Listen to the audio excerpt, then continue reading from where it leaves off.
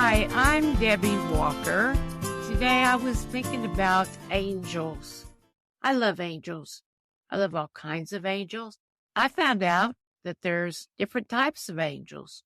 Michael, he's the warrior angel. Gabriel is the communication angel.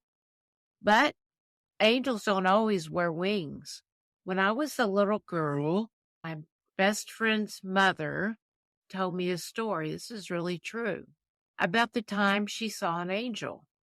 They don't always have wings or shining clothes. Sometimes they look just like you and me. She said one day a man knocked on her door and asked for something to eat.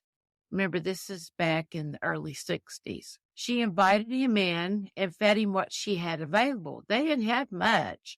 They probably ate beans and fried potatoes 3 times a week. But she gave him what she had, macaroni and cheese and brown beans. The man sat down to eat, opened her Bible sitting on the table to the following passage. Do not neglect to show hospitality to strangers, for by doing so, some people have entertained angels without knowing it. So Hebrews 13:2. Well, she turned around from the kitchen sink and he was gone. She searched the whole house because the doors were locked from the inside. The angel was nowhere to be found. It was then she saw the passage in the open Bible. Angels play an important role in the lives of people, past and present. The tradition of angels in the Christmas story will be around for a long time to come. How do I know? Because I believe. Welcome to the Middle Pause podcast. I'm so glad you're here today. And all of us on the staff are writers, so I assume we all have our favorite books, different books for different needs and times of our lives. And what doesn't touch us at one age often will at another. I often look to books for comfort, for peace, and for wisdom. So today I wanted to share 4 of my favorite books just very briefly. This year, for the first time in 50 years, I am not near any of my 5 children and their wonderful partners, 8 grandchildren, and even 2 great-grandchildren. But I do not feel lonely. This doesn't mean I don't miss them or love them, nor does it mean I will never be lonely. But today, in the now, I am content. Of course, we can read wise authors, but not absorb their meanings, and indeed I have often done that. But this year, I want to share the 4 that have helped me find peace and balance in my life. The first one is C.S. Lewis, and this is a quotation from his book, The 4 Loves, written in 1960. And this is his quote: "There is no safe investment. To love at all is to be vulnerable. Love anything, and your heart will certainly be wrung and possibly be broken. If you want to make sure of keeping it intact, you must give your heart to no one, not even to an animal. Wrap it carefully round with hobbies and little luxuries. Avoid all entanglements. Lock it up safe in the casket or coffin of your selfishness. But in that casket, safe, dark, motionless, airless, it will change. It will not be broken. It will become unbreakable, impenetrable, irredeemable. The alternative to tragedy, or at least to the risk of tragedy, is damnation. The only place outside heaven where you can be perfectly safe from all the dangers and perturbations of love is hell." The second one is from Eckhart Tolle. This book is Be Here Now, written in 1997. And I read it 25 years ago and had a hard time absorbing its message. But now it touches me very deeply. And the messages from his book is to realize deeply that the present moment is all that any of us ever have. Make the now the primary focus of our lives. The 3 things I want to mention is life is a series of present moments. All pain is resistance to things we cannot change. And we can free ourselves from pain by constantly observing our mind, but not judging our thoughts. And one thing to note is that we're talking about things we cannot change, which brings me to the serenity prayer that I love. Grant me the serenity to accept the things I cannot change, the courage to change the things I can, and the wisdom to know the difference. The third one quick quote from Viktor Frankl, Man's Search for Meaning, written in 1946. And if you have not read this man's book, perhaps wait till after the holidays, but it has a very deep, deep meaning. And the sentence I want to share from that book is his statement: everything can be taken from a man but one thing, the last of the human freedoms, to choose one's attitude in any given set of circumstances, to choose one's own way. And the last is Marcus Aurelius from long, long ago. He was a Roman emperor from AD 161 to 180. And this is from his book, Meditations, well worth reading at any time. You have power over your mind, not outside events. Realize this, and you will find strength. And the three things from his book to note is: logic doesn't always make sense, but everything happens for a reason.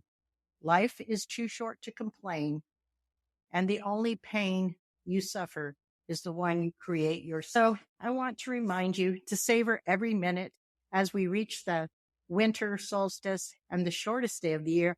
The way I look at it is right at that moment, we're heading towards spring. So all of January, though it may seem dark, we're heading towards spring and those hopeful days of new growth. Thank you very much, and I hope you have a wonderful month. This time of the year, a lot of us are feeling lonely. Some of our family members are not here. They're away, locked up, or they're just lost. Despite the reasons, you can still experience joy. Here are a few things I do together with some of my friends to bring the joy back and the wonder of this season. Number one, fix yourself a cup of hot cocoa with a big dollop of whipped cream and a dash of cinnamon. Sip it in front of the fireplace or your Christmas tree with the lights down low. Number two, light a few candles and inhale serenity. Number three, give to someone less fortunate than you. When we take our eyes off ourselves and on someone else, things get a little easier. Bake cookies, give them to an elderly person. Pray for the grocery items of a stressed out young mother in front or behind you at the grocery line. Put your arms around yourself and say, I love you. Put your arms around someone else and say, I love you. And the last thing is to pray. And I just want to end it because my kids, I got 3 grandkids here and they're calling me right now. Nehemiah 8:10, the joy of the Lord is my strength. Grandma, hurry, somebody at the door. Okay, I gotta go. I'll be back. Hi, this is Margie Peterson, one of the many sisters here at Middle Pause. I want to share my story of childhood holidays, and this is what it's called. 'Tis the season for kindness with words or deeds. I'm born on the shortest day of the year, and yes, the nights can feel endless and lonely. When I was young, my mom apologized to me for missing out on having a real celebration because October through December was a deluge of holiday preparation.